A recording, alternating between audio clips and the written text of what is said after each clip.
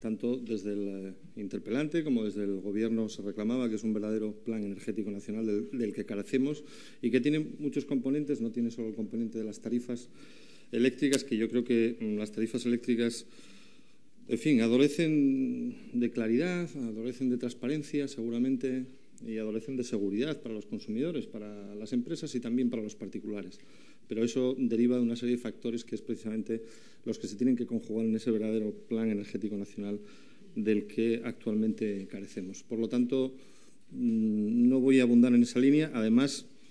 hay anunciada recientemente una reforma del sistema completa por parte del ministro Soria, el ministro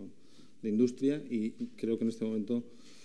cabe esperar de la sensatez de todos el que en esa reforma del sistema eléctrico se adopten las medidas necesarias para que nuestros grandes consumidores de energía puedan seguir siendo competitivos. Pero sí me gustaría aprovechar para hacer una reflexión general sobre el proceso de deslocalización de las empresas, que yo creo que tiene que ver con el asunto de la anterior interpelación y tiene que ver también con el asunto de esta interpelación. Es evidente que Asturias no es una isla, no es ninguna isla en el mercado global, en el mercado cada vez más competitivo en el que vivimos, pero sí es cierto que hay cuestiones, como la que tratábamos antes, de un sector muy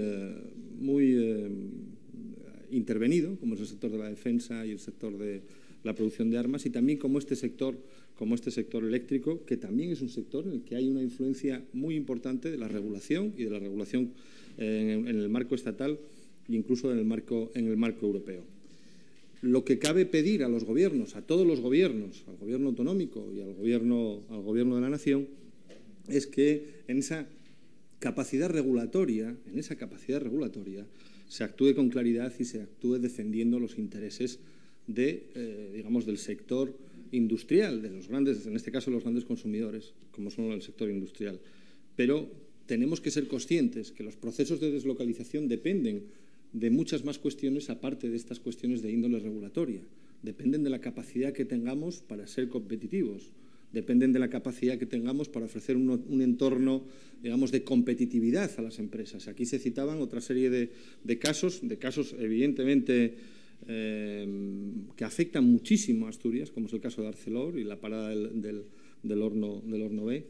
pero tenemos que tener en cuenta que todo eso va a estar afectado por un contexto internacional que se escapa de las capacidades de un gobierno regional, incluso en muchos casos de un gobierno nacional, y que lo que tenemos que hacer son las tareas que nos corresponden desde los ámbitos en los que tenemos competencia. Hay competencias, en este caso, en el ámbito regulatorio del mercado eléctrico, por ejemplo, se hablaba de las tarifas del puerto del Musel, y yo creo que ahí también hay actitudes, hay competencias, hay capacidad de intervenir para que esas sean unas tarifas competitivas. Y, por lo tanto, creo que nos deberíamos de esforzar todos en la medida de las capacidades que tenemos, que tiene un gobierno regional, que tiene un parlamento, que tiene un gobierno de la nación, en actuar y actuar en aquello que nos compete, ¿no? Porque yo creo que muchas veces utilizamos, los parlamentos, las cámaras como cajas,